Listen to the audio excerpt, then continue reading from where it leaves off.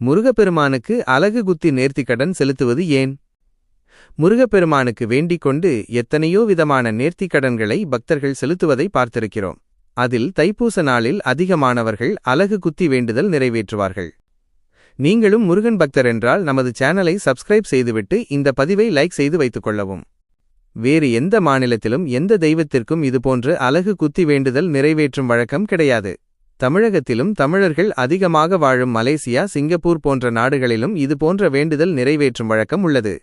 இதுபோன்று உடலை துளையிட்டு வேண்டுதல் நிறைவேற்றும் போது முதலில் வலிப்பதாகவும் பிறகு வலிப்பதில்லை என்றும் பக்தர்கள் கூறுவதுண்டு.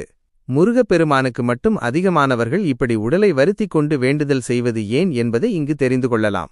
முருகனுக்குச் செய்யப்படும் வேண்டுதல்களில் பக்தர்கள் எதற்காக இத்தனை தீவிரம் காட்டுகிறார்கள் என்பதையும் தெரிந்து கொள்ளலாம். பக்தியும் வைராக்கியமும் நிறைந்த நேர்த்திக்கடன். இந்து மதத்தில் எத்தனையோ தெய்வங்கள் இருக்கின்றன. ஒவ்வொரு தெய்வத்தையும் வழிபட ஒவ்வொரு முறை வகுக்கப்பட்டுள்ளது. இவற்றில் தமிழ் கடவுளான முருகப்பெருமானுக்கு காவடி எடுப்பது, பால் குடம் எடுப்பது, பாத யாத்திரை செல்வது, மொட்டை அடிப்பது, அலகு குத்துவது, அங்கப்பிரதட்சம் செய்வது என பல வகைகளில் பக்தர்கள் வேண்டுதல் நிறைவேற்றுவார்கள். இவற்றில் உடலை வருத்திக் கொண்டு உச்சபட்சமாக செய்யப்படும் நேர்த்திக்கடன்தான் அலகு குத்துவது.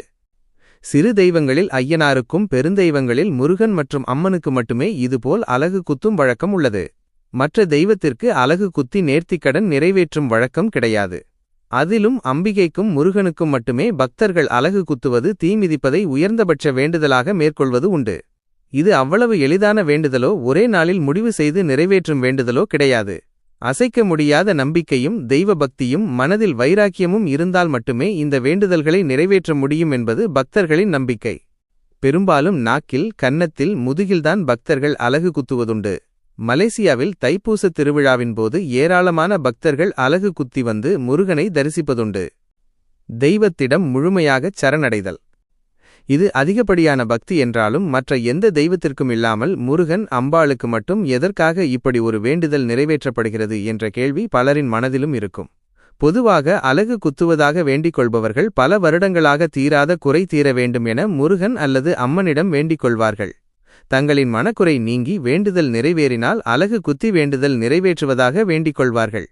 இந்த ஆண்டு திருவிழாவின் போது வேண்டிக் கொண்டால் அடுத்த ஆண்டு திருவிழா நடக்கும் காலத்திற்குள் அந்த வேண்டுதல் நிறைவேறிவிட்டால் குறிப்பிட்ட நாட்கள் மிக கடுமையாக விரதம் இருப்பார்கள். அதாவது ஒரு வேளை மட்டும் சாப்பிட்டு காலில் செருப்பு கூட அணியாமல் அல்லது பகல் முழுவதும் உணவு ஏதும் எடுத்துக்கொள்ளாமல் இரவில் மட்டும் எளிமையான உணவுகளை எடுத்துக்கொண்டு விரதம் இருப்பார்கள். திருவிழாவின் போது முறையாக காப்பு கட்டி விரதத்தை தொடர்ந்து திருவிழா நாளில் வேண்டுதலை நிறைவேற்றுவார்கள். தன்னுடைய மனக்குறை அல்லது பிரச்சனை எவ்வளவு முயன்றும் நீங்கவில்லை, இனி நீயே கதி என இறைவனிடம் முழுமையாகச் சரணடைவது. இப்படி முழுவதுமாகச் சரணடைந்து உடலை வருத்திக் கொண்டு விரதம் இருந்தால் நம்முடைய வேண்டுதலை தெய்வம் நிறைவேற்றி வைக்கும் என பக்தர்கள் ஆழமாக நம்புவது உண்டு. முருகப்பெருமானும் அம்பிகையும் எளிதில் பக்தர்களின் வேண்டுதலுக்கு மனமிறங்கி எப்படிப்பட்ட மனக்குறையையும் தீர்த்து வைப்பார்கள் என்பது நம்பிக்கை.